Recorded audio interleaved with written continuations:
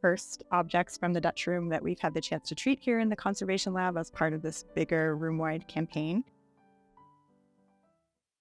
This object is a carved wooden sculpture, and it's got a series of paint and gesso layers on the surface, some of which you're seeing is original, and some of it is fills and other things that have been added over the years.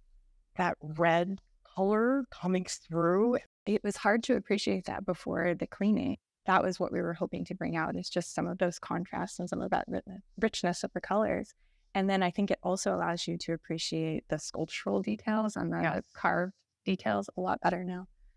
I mean, that red is so sumptuous and rich and it's just. So we tend to use acrylic paints, modern acrylic. And there are a variety of different paints that we might use depending on which effect that we're looking for. Acrylics are really great. They fluoresce in a very specific way, so it's usually really easy to distinguish them from older oil-based paints, which is frequently what would have been used.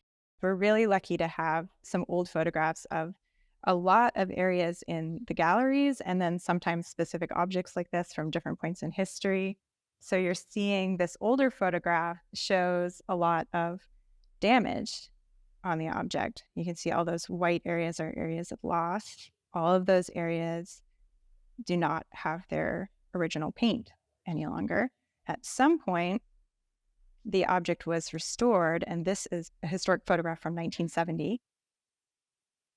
As part of our process, when we're treating an object, we will write a really detailed report of everything that we're seeing to document the description of the object and then the condition of the object before we do anything, before we intervene at all.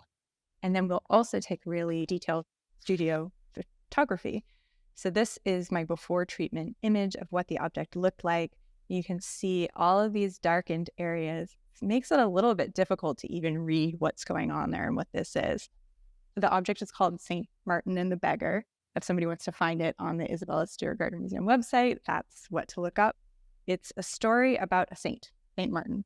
In this story, he is renowned for having noticed that there was a poor man outside who was cold, and he divides his rich, warm cloak in half, and he gives it to that man. So that's what's happening here in this image.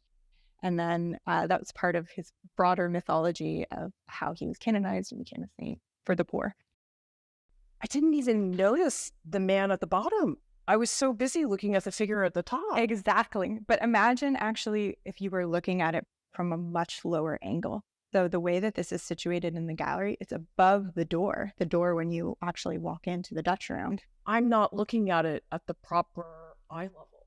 Exactly. So I think that part of what you're seeing is that there's a little bit of the foreshortening effect that they were planning for. So that if you're looking at it from below, then you would have seen this figure as a little bit bigger than how we're seeing it.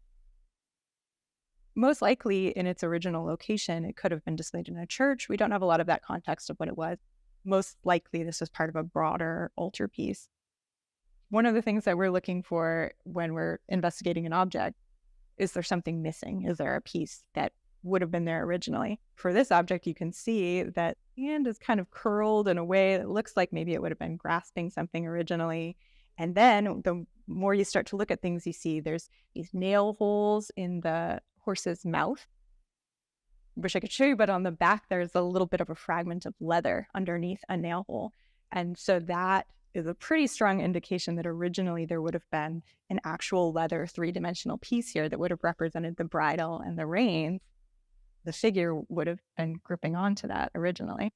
Because that was lost at some point in history, there is this successive layer of overpaint that's been added here, which is not the original. The original is this kind of russet color, the black outline for the reins and bridle that was added on at some point in history to kind of give that effect. Fill in the blank. Fill in the blank, exactly. I have to imagine that painted sculpture is 10 times more difficult than a sculpture that just was in terracotta. Painted sculpture is really, really tricky.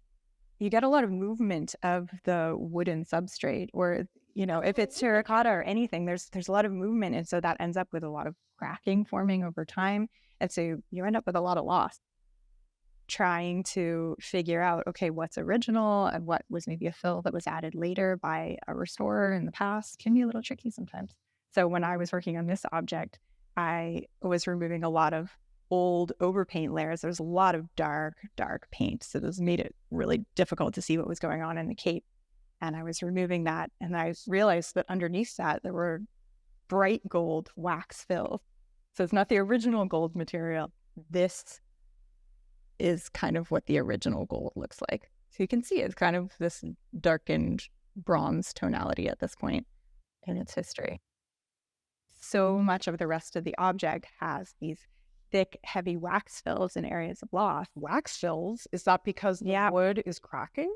It's because some of the top surface layers were lost. So probably that means the paint. It means the substrate under the paint, which is often a gesso. And I know for a fact that that's the case for this object.